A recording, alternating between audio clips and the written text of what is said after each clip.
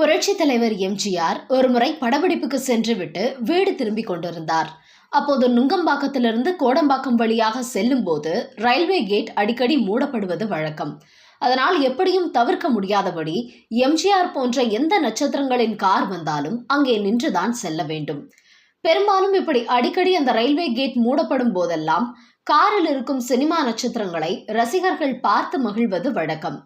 அப்படிதான் ஒரு நாள் எம்ஜிஆர் அந்த வழியாக திரும்பிக் கொண்டிருந்த போது ரயில் செல்வதற்காக கேட் மூடப்பட்டு இருந்தது. திடீரென்று எதிர்பாராத விதமாக அப்போதுதான் மழை வேறு பெய்ய துவங்கி இருந்தது.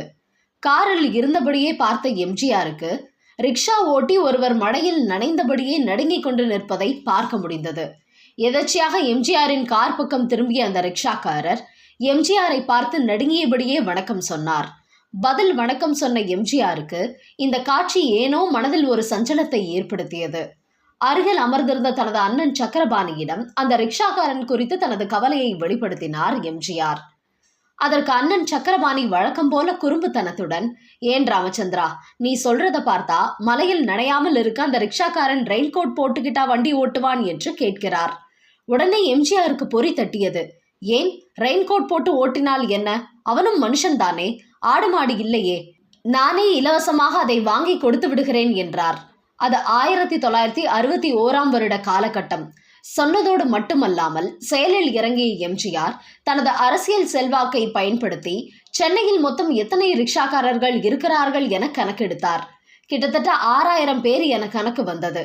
அந்த சமயத்தில் 10 ரூபாய் மதிப்புள்ள தொப்பியுடன் கூடிய 6000 ரெயின்கோட்டுகளை தைக்க சொன்னார் எம்ஜிஆர்.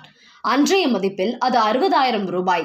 அவை தயாரானதும் அறிஞர் அண்ணாவின் தலைமையில் ஒரு நிகழ்ச்சியை ஏற்பாடு செய்து அனைத்து ரிக்ஷாக்காரர்களையும் வரவழைத்து எல்லோருக்கும் இலவசமாக ரெயின்கோட்டுகளை அண்ணா கையாலேயே வழங்க செய்தார் எம்ஜிஆர். அதன் பிறகு வந்த நாட்களில் சென்னையில் வந்த மழைக்காலங்களில் எங்கு பார்த்தாலும் ரெயின்கோட் அணிந்தபடி ரிக்ஷாக்காரர்கள் செல்வதை பார்த்த பிறகுதான் எம்ஜிஆருக்கு நாம் சரியான ஒன்றை தான் செய்திருக்கிறோம், சரியான நேரத்தில் செய்திருக்கிறோம் என்கிற மன திருப்தி ஏற்பட்டது. ஒரு நபர் படும் கஷ்டத்தை பார்த்தவருக்கு அவருக்கு மட்டும் உதவாமல் அதே போன்றுதானே அந்த வேலை செய்யும் பல பேரும் கஷ்டப்படுவார்கள் என மனதில் நினைத்து மொத்தமாக உதவி செய்யும் எண்ணம் எல்லாம் புரட்சி தலைவர் எம்ஜிஆர் ஒருவருக்கு மட்டுமே தோன்றக்கூடியது. அதனால்தான் அவர் புரட்சி தலைவர் என்று அழைக்கப்படுகிறார்.